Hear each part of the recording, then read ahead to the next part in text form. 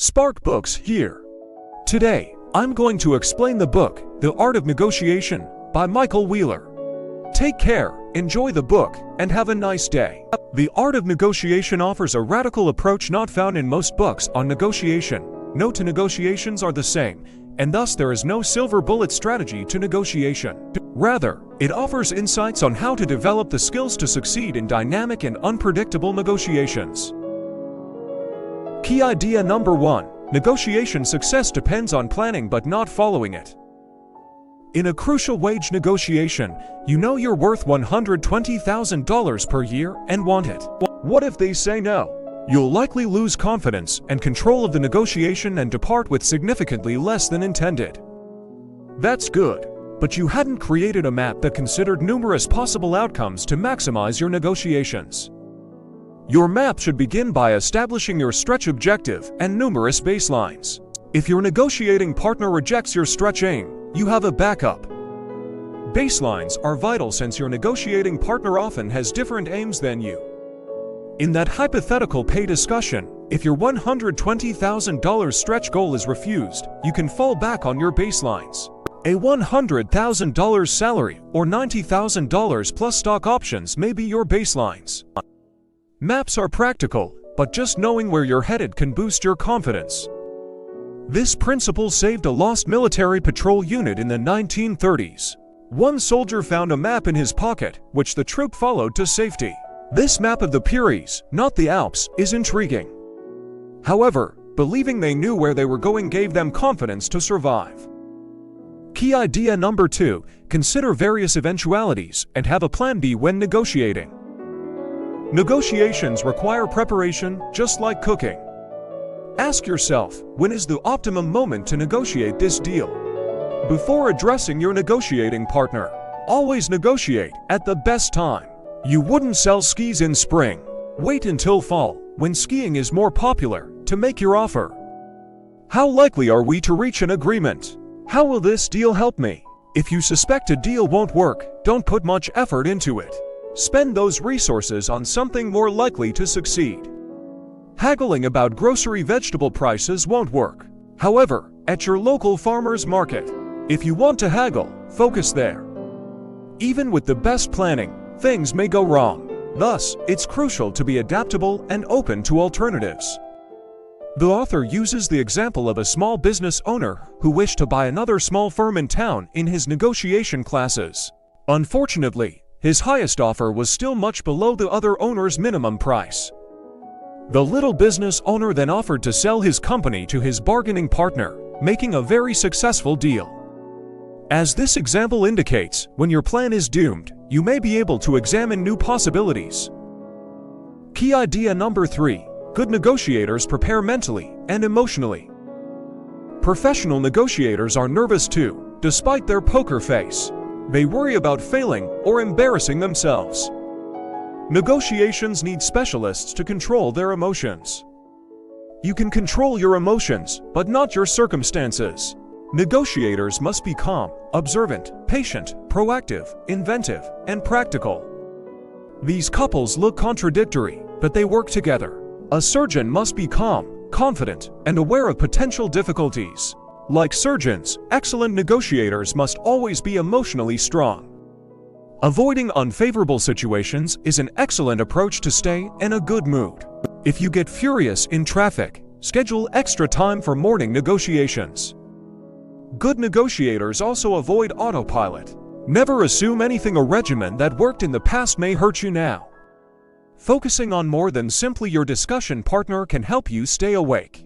Listen to how they say things and their body language. You've seen negotiation preparation work. When things go wrong, follow our sparks. Key idea number 4. Improvise. Act or play jazz.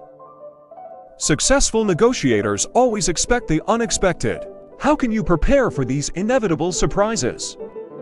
To learn to improvise, think like an actor. Improvisation is an acting method that emphasizes spontaneous and unrehearsed encounters. Never say no is the improvisational mantra. If one actor says, "Hi Patrick, how was Australia?" no one would reply, "Actually, my name is Andrew, and I just came back from India." You make do. Negotiations 2. Say no only when necessary. Use the offer. Actors don't panic under pressure either. Negotiate without seeking perfection. This is absurd and will worry and hesitate.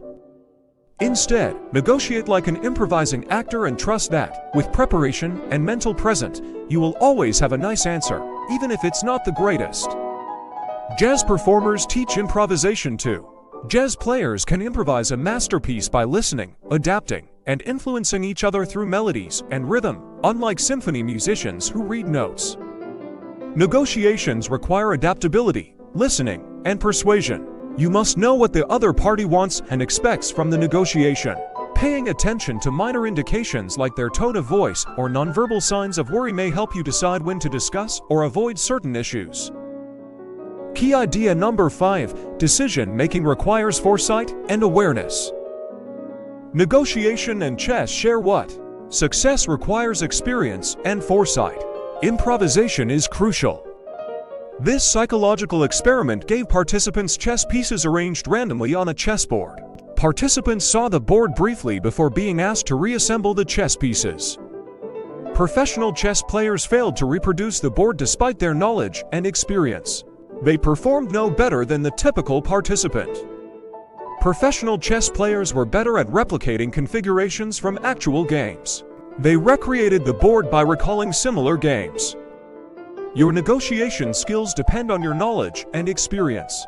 Reading negotiating literature, attending workshops, and watching others negotiate can help you improve. Chess, even the best players can't predict all moves. After 80 steps, they would have more choices than stars in our galaxy. Playing potential lines is impossible. Instead, chess masters predict winning strategies. This implies considering solutions with the highest benefits and best odds of agreement in a negotiation based on what has worked in the past. Your choice could still be wrong. Your chess or negotiating opponent may see through your tactical plays, forcing you to modify your plan. Improvisation is crucial. Key idea number 6, negotiations begin with the most crucial minutes. You never have a second chance to establish a first impression, especially in negotiating. First impressions set the tone of the negotiation and your relationship. Therefore, follow these rules. Language first. Emphasize your similar interests. Say let's fix this problem instead of I need to do X. Watch your posture. Your posture affects your mood more than you believe. If you stand straight and don't cross your arms, you'll feel confident and others will too. After a favorable first impression, you might accept or reject an offer. Only say no outright if their offer is completely untenable. It's worth discussing a workable but inferior offer. If this inadequate offer is their first, they can probably improve. Beware that pushing the opposing side too far could lead to no deal. The yes-no-yes strategy can let you reject an offer without losing the deal. Consider a working mom whose boss assigns a weekend project. She must reject her boss to fulfill her parental duties. If she's innovative, she can still say yes to her boss by offering to develop a system that rewards infrequent weekend labor with free weekday afternoons. The yes-no-yes technique lets you stick to your own goals while accommodating the opposing party, allowing the discussion to continue. Key idea number 7, creativity and a fresh perspective can overcome many seemingly insurmountable situations. Negotiations can stall. Now what? Accept or innovate. Outside-the-box thinking is vital. It can make or break months of effort. The FDR biographer gave his publisher a 1,400-page draft. He canceled the contract because the publisher wanted to cut its length. Luckily, another publishing house liked his manuscript and recommended splitting it into 2 volumes. The second publisher's willingness to split the material into 2 books made both volumes a major success and still in print. Creativity requires outsider perspective. Research shows that people solve issues better for others than for themselves. We can gain perspective by separating ourselves from others. Consider how easy it is to provide counsel to your friends when they're struggling, but you struggle too. Your perspective may be clearer from afar. Think beyond money. Negotiations become a zero-sum game when we think about worth in terms of money. All parties can benefit. Provide security. If you're a basketball player, you might accept a lower offer for a longer contract. Security compensates for money lost, sweetening the transaction. Key idea number 8, close the transaction. If you can't clinch a deal and persuade your negotiation partner to agree, all your preparation is wasted. Always be truthful and polite. This will assist you complete the transaction and make your negotiation partner more likely to agree with you. Would you deal with a liar? Honesty is crucial to building long-term business connections, even when it's challenging. Niceness won't seal the sale. Also follow these guidelines. Emphasize loss. Loss aversion research shows that focusing on what people might lose rather than what they might gain makes them more likely to agree. For instance, you want to persuade your boss to join a new initiative. Pointing out both the benefits of joining, like additional clients, and the drawbacks, such losing clients to inventive competitors, can boost your chances of success. Second, simplify. Too many options make people less inclined to make a decision, according to research. One notable study provided grocery shoppers jam samples. 30% bought a jar from a limited selection. Only 3% bought any of 24 varieties. Avoid overwhelming your negotiator with options. Just choose the finest options. Key idea number 9, be yourself and treat others well. Imagine buying a woodsy cabin. A friendly elderly woman invites you to tea after you saw a for sale sign on a lovely tiny house. You decide negotiating ethics. Imagine the opposite. You can afford her price. Now what? Accept the offer immediately, counteroffer for less, or tell this sweet old woman her house is worth much more. Assume you buy the house at the asking price without hesitation. However, a new highway is planned nearby, so you sell the house years later. A young couple asks why you wish to sell the house. Do what? Do you tell them your motivations or lie? Though tough to respond, these questions provide insight into the bargaining process. First, ask precise questions regarding the item's condition and the transaction. Most people are honest when questioned. Second, constantly think about what you can tell buyers. However, put things in perspective by considering if you would advise someone else to do the same or whether you would want others to treat you the same. Remember, how people feel about the deal will be how they remember you forever. Would you want purchasers to pay a reasonable price for your grandmother? Wouldn't this young couple want to know about the construction? You decide negotiating ethics. Imagine the opposite. Negotiations are unique like persons. Each has its own eccentricities, so improvisation and quick thinking are crucial. To view more content like this, subscribe. Don't forget to like and turn on notifications.